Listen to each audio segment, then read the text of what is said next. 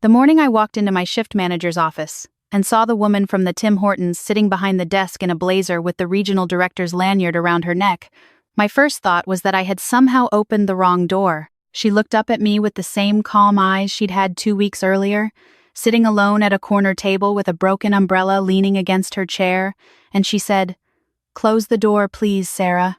I closed the door. I had no idea what was coming next, but I should probably start from the beginning. I'd been working at the same downtown Toronto branch of a national insurance company for about 3 years by then.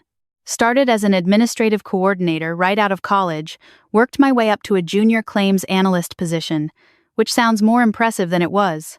Mostly it meant I processed files, answered calls, and got assigned whatever overflow work my supervisor, Derek, didn't feel like doing. I didn't mind. I was 27, I had a decent salary for someone my age, I had my own apartment near Bloor Street, and I genuinely liked the work. I liked untangling complicated files. I liked finding the detail that made a case finally make sense. It wasn't glamorous, but it felt useful, and useful mattered to me. Derek was a different story. He'd been with the company for 11 years, which in his mind translated directly into a kind of territorial authority over everyone beneath him on the organizational chart. He wasn't loud about it. That was the thing that made it hard to explain to people outside the office. He never yelled. He never said anything overtly cruel. He just had this particular way of making you feel invisible when it suited him and uncomfortably visible when it didn't. If I submitted a report that was genuinely good, it would appear in the weekly team summary with Derek's name on it and a vague acknowledgement that it was collaborative work. If something went sideways on a file I was handling, Derek would mention it in the team meeting with just enough detail to make sure everyone understood who had made the error. He never said my name outright. He'd say the file that came out of the junior side of the team or a gap in our process at the coordinator level, but everyone in that room knew what he meant, and he knew they knew. My colleague Priya had been there longer than me, and she'd watched the same pattern play out with 2 people before me. "He does it until you leave or until you stop being useful," she told me once, over lunch at the food court downstairs. There's no third option with Derek. I wasn't ready to accept that yet. The Tuesday it all started was gray and wet in the way that early November in Toronto tends to be, not dramatic enough to cancel anything. Just persistent and cold and slightly miserable. I'd left the office a little after noon to grab something to eat before an afternoon call I was dreading. The Tim Hortons on the corner was packed the way it always was around that time, but I spotted a free seat at the counter along the window and I took it. That was when I noticed the woman at the corner table. She was somewhere in her early 60s, I guessed, with short silver hair and reading glasses pushed up on her forehead. She was wearing a sensible coat, the kind that's clearly warm but not trying to be fashionable, and she had a laptop open in front of her and a large double-double going cold at her elbow. She didn't look distressed exactly. She looked like someone concentrating very hard on something that wasn't going well. What caught my attention was the moment she closed the laptop, picked up her coffee, took a sip, made a face, and then looked around the room with the expression of someone trying to decide whether it was worth going back to the counter. I was closer to the counter. I caught her eye, nodded toward her cup, and raised an eyebrow. She looked surprised for a second and then gave me a small, slightly amused nod. I went up, ordered a fresh large double-double, added it to my order, brought it back and set it on her table without making a thing of it. She said thank you. I said no problem. I went back to my seat. That was genuinely all I intended it to be. Except that when I went to pay for my own soup and tea, the woman at the counter told me the lady at the corner table had already covered it. I looked back and the woman with the silver hair gave me a small wave, the kind that said "We're even now, and isn't that nice?" and turned back to her laptop. I finished my lunch and went back to the office. I didn't think about it again for 2 weeks. In those 2 weeks, Derek had been working on something. I didn't know what it was at the time, but I could feel it the way you can feel a shift in air pressure before a storm.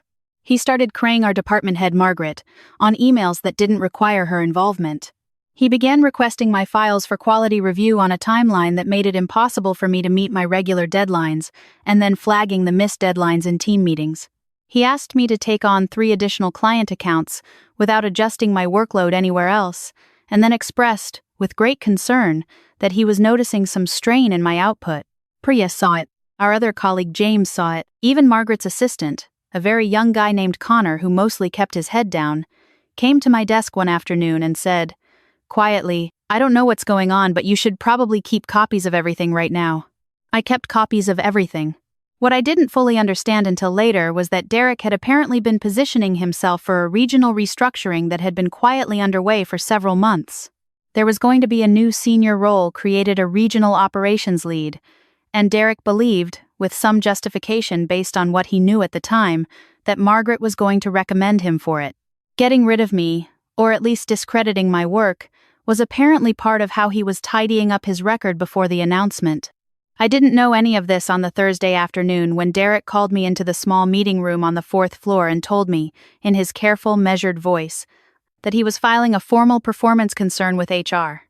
He had a folder. He walked me through it like a teacher correcting a student's homework. The missed deadlines he'd engineered.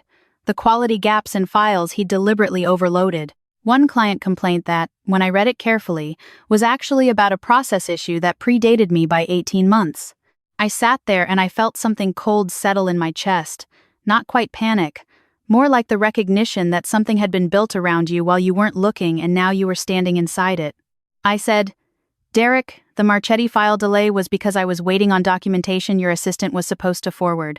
I have the email chain." He said, "We can discuss specifics through HR's process." I said, "The Kowalski complaint is from 2021. I wasn't on that account in 2021. He said, "There are patterns that go beyond individual files, Sarah." He closed the folder. I went back to my desk and stared at my screen for 45 minutes without doing anything useful. I called my mum that night. She'd worked in healthcare administration for 30 years, and she had a very calm way of talking me down from spirals without dismissing what I was actually feeling. She listened to the whole thing, and then she said, "Do you trust that Margaret knows who you are?" I thought about it. I think so.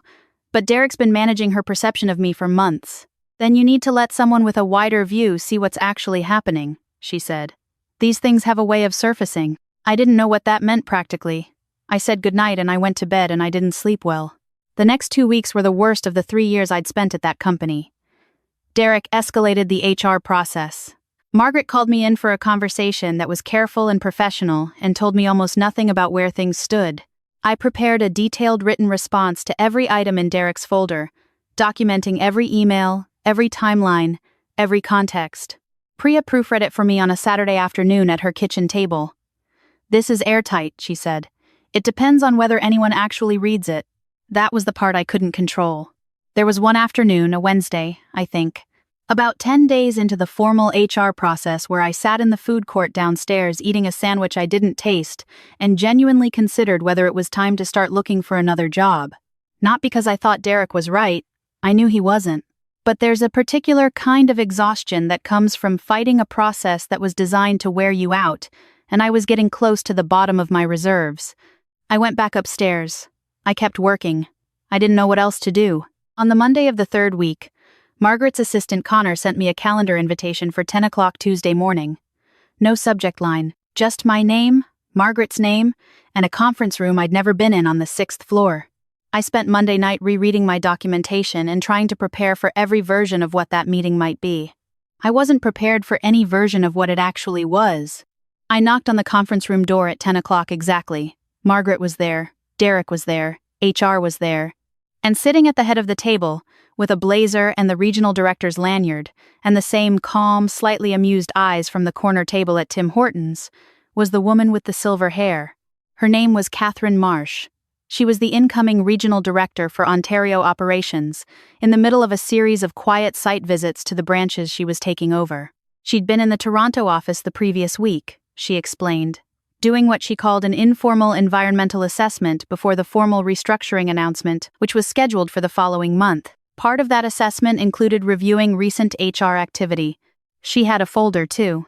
It was thicker than Derek's. She didn't raise her voice. She didn't editorialize. She walked through what she'd found in the same measured way that Derek had walked through his file 3 weeks earlier, except that what was in her folder was accurate. The timeline manipulations, the CC'd emails, the artificially compressed deadlines, the client complaint that predated me by 2 years and had been filed under my employee number through a clerical adjustment she'd asked IT to trace. She noted, without emphasis, that the role Derek had been informally promised was no longer being filled through the existing management structure. Derek said something about context and intentions. She looked at him with the kind of patience that's actually a very controlled form of the opposite and said, We'll continue this through a separate process. She asked Derek and HR to give her a few minutes with Margaret and me. When they left, she turned to me and said, "I reviewed your response documentation. It was thorough." She paused. "The Tim Hortons near your office. Do you go there often?" I said, "A few times a week." She smiled, just slightly. "Good coffee," she said, "even when it goes cold." I didn't know what to say to that, so I said, "I'm sorry about your coffee that day." She waved it off. "I was having a difficult morning. You made it simpler." She looked at me for a moment. "That tends to tell you something about a person." The restructuring announcement came 3 weeks later. The regional operations lead position was posted externally. Derek's role was reclassified in a way that, as Priya described it with remarkable precision, removed every tooth he had. He was still there, but the architecture of his authority had been quietly taken apart and reconstructed in a way that left him with a title and a desk and very little else. I was offered a new position, a regional claims coordinator role that had been created as part of the restructuring. It was 2 levels above where I'd been. It came with a meaningful salary increase and a reporting line that went to Catherine's office directly. I asked for a day to think about it, not because I had any doubt about saying yes. I think I just needed to sit with it for a moment, to let the preceding 6 weeks decompress a little before I moved forward into whatever came next. I called my mum that night and told her. She was quiet for a second, and then she said, "I told you these things have a way of surfacing." I said, "You did."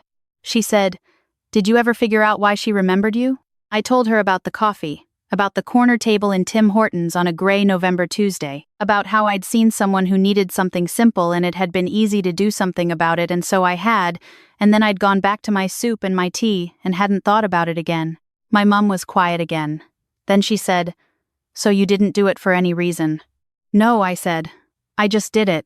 That's the whole story right there," she said. I said yes to the position the next morning.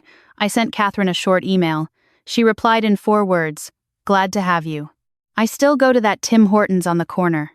I still usually sit at the counter along the window when it's busy, and there's nowhere else. I don't have a lesson to wrap this up with, not a tidy one. I don't think kindness is a strategy. I don't think I paid for that coffee because I expected something in return. I did it because it was a cold Tuesday and someone's coffee had gone cold and it cost me $4.35 and approximately 90 seconds of my time, and it made a small moment a little less uncomfortable for another person. That's it, that's the whole thing. Except that sometimes the person whose coffee you warm up turns out to be the one who, a few weeks later, reads your documentation carefully in a 6th-floor conference room and decides that the truth of what happened to you is worth taking seriously. You can't plan for that. You just have to be the kind of person who does the thing anyway, even when there's no conference room at the end of it. Most of the time, there isn't. This one time there was, and I'm still grateful for both of those facts.